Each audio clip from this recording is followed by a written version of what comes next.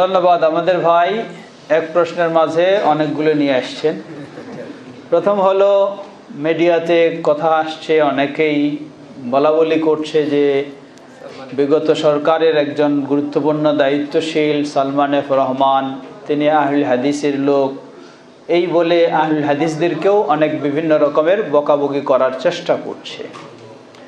জবাব, প্রথম কথা বলবো, সালমান এফ রহমান সাহেব কখনো আহলুল হাদিস তিনি জন্মগত ছিলেন না, এক। দুই নম্বর, তিনি যখন 9/11-এর সময় জেলে ছিলেন, সেই সময় প্রফেসর ডক্টর আসাদুল্লাহ গালিব সাহেবও তিনিও কারাগারে ছিলেন। উভয়ের একসাথে কারাগারে সাক্ষাৎ হলে সেখান থেকে তিনি আহলুল হাদিসের কিছু তথ্য পান এবং আহলুল হাদিসের প্রতি তার একটা দুর্বলতা বা ভালো ধারণা সৃষ্টি হয়, যার কারণে গালিব সাহেবদের কখনো প্রোগ্রাম হলে তিনি তাদেরকে দাওয়াত দিতেন, সেই প্রোগ্রামে উনিও অংশগ্রহণ করতেন। বিষয়টা এতটুকু। কিন্তু কখনো আহলুল হাদিসেরা তারা আওয়ামী লীগও নয়, বিএনপিও নয়, আহলুল হাদিসেরা আহলুল হাদিস। এখন এই সমস্ত রাজনৈতিক দলগুলির কোনো ব্যক্তি আছেন যারা জন্মগত আহলুল হাদিস, সেই হিসাবে আহলুল হাদিসকে তারা ভালোবাসেন।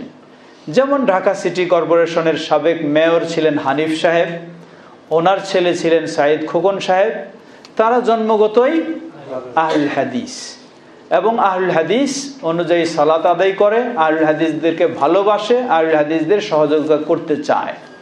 এই দৃষ্টিকোণ থেকে তাদের সাথে আহলুল হাদিসদের যোগাযোগ, তিনি একজন আওয়ামী লীগের দায়িত্বশীল হিসাবে আহলুল হাদিসদের যোগাযোগ তার সাথেও নয়, সালমান এফ রহমান সাহেব সাথেও নয়, কারো সাথেও নয়, এটা মনে রাখবেন।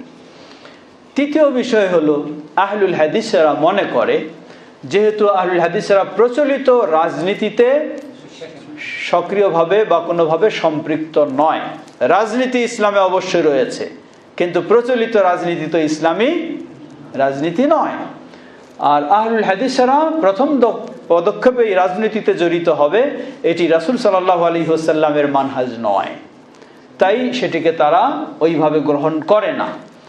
কিন্তু দেশে যখন থাকে, দেশের সরকার যেই আসুক, আওয়ামী লীগ থেকে আসছিল যখন, তার আগে বিএনপি থেকে ছিল যখন, অথবা আরো কোনো দল যদি আসে, তাহলে দেশের সরকারের সাথে কি বিশৃঙ্খলা ও বিরোধ ও বড় সংঘর্ষ তৈরি করাটা ইসলামের বিষয় নয়।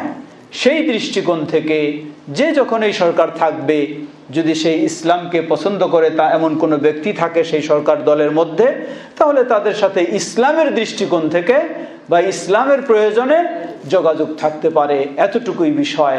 কিন্তু কখনো এই ধরনের কোনো ব্যক্তি বা কোনো সেইগুলি দলকে আহলুল হাদিস সম্পৃক্ত এমন কোনোটা কখনোই নয়। দ্বিতীয় বিষয় আপনি বলেছেন যে যদি কখনো এই ধরনের আন্দোলন যা হয়েছিল, হ্যাঁ, সেই ক্ষেত্রে আমাদের অবস্থানটা কি, তাই না? জবাব, এই ক্ষেত্রে আমাদের অবস্থান সর্বাবস্থায় ইসলামের অবস্থান যেটা হবে সেটা। এখন ইসলামের অবস্থান কি? ইসলামের অবস্থান হলো, কখনো রক্তপাত, পরিবেশ তৈরি হবে রক্তপাতের, এমন পরিবেশ তৈরি করা উচিত নয়। এজন্য সরকারের বিদ্রোহ ঘোষণা করা, এটি শরীয়তের একটি গুরুত্বপূর্ণ মাসআলা, খেয়াল রাখবেন। বিদ্রোহ ঘোষণা করা বৈধ কি না?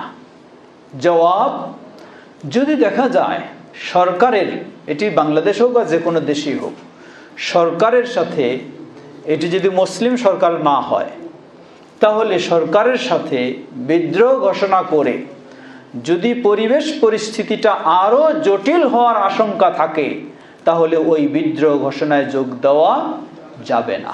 এটি শরীয়তের বিধান। কারণ শরীয়ত কি চায়?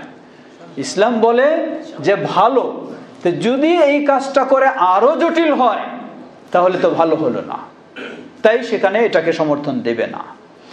কিন্তু এমন প্রেক্ষাপটে যদি এই ধরনের পরিস্থিতি হয়, প্রাথমিক কিছু সমস্যা দেখা দিলেও সেটি ব্যাপক হওয়ার কারণে পরে কি হয়ে যাওয়ার সম্ভাবনা রয়েছে, ন্যায়টাই বা ভালোটাই প্রতিষ্ঠিত হওয়ার সম্ভাবনা রয়েছে, তখন সেখানে সমর্থন দেওয়ার সুযোগ রয়েছে।